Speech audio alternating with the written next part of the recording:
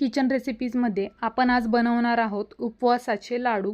तर मी हे लाडू बनवताना काही टिप्स आणि ट्रिक्स वापरले आहेत, तर त्या पाहण्यासाठी तुम्ही हा व्हिडिओ शेवटपर्यंत नक्की पहा आणि किचन रेसिपीजला लाईक करा, शेअर करा आणि सबस्क्राईब करा। तर आपण ते लाडू आता बनवायला घेऊया।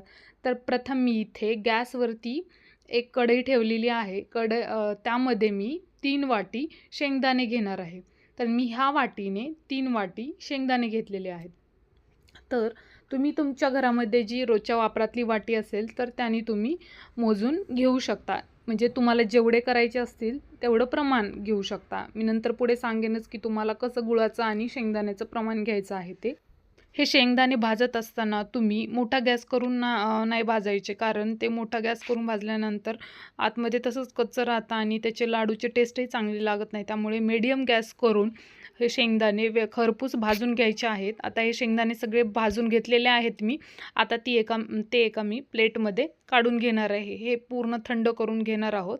ते थंड झाल्यानंतर तुम्हाला हवे असल्यास थोडे थोडे त्याचे साल काढू शकता, नसेल तर असंही केले तरी लाडू छान लागतात। तर मी इथे काढणार नाहीये। तर हे पूर्ण शेंगदाणे आता थंड झालेले आहेत, ते आपण एका मिक्सर जारमध्ये काढून घेऊयात।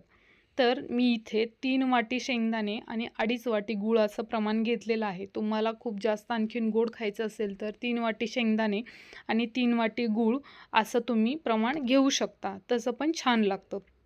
तर मी इथे प्रथम फक्त शेंगदाणे काढून घेतलेले आहेत। तुम्ही असे लाडू करून एकदा ट्राय करा, खूप छान होतात। तर प्रथम शेंगदाण्याचं कूट करून घ्यायचं मोठं मोठं आणि त्यामध्ये नंतर मी इथे 2.5 वाटी किसून घेतलेला गूळ घातलेला आहे। मग त्या कुटामध्ये तो गूळ पूर्ण मिक्स करून घ्यायचा आणि परत एकदा मिक्सरमध्ये ग्राइंड करून घ्यायचं। असे तुम्ही लाडू केलात तर खूप छान होतात। तर आपण हे गूळ पूर्ण ह्या कुटामध्ये मिक्स करून घेऊयात आणि ते कूट मोठं मोठं काढून घ्यायचं, एकदम बारीक नाही काढायचं, कारण ते आपल्याला परत एकदा ग्राइंड करून घ्यायचं आहे त्यामुळे।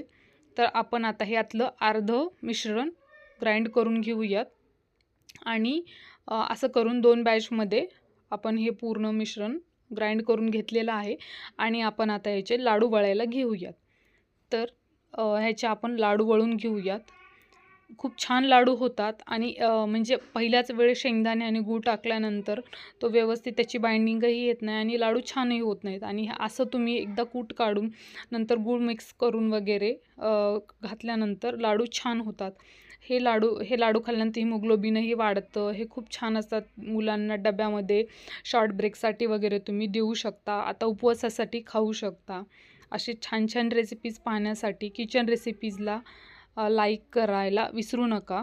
पाहू शकताय खूप छान लाडू झालेले आहेत आणि नवरात्रीच्या उपवासामध्ये हे तुम्ही रोज लाडू खाऊ शकता।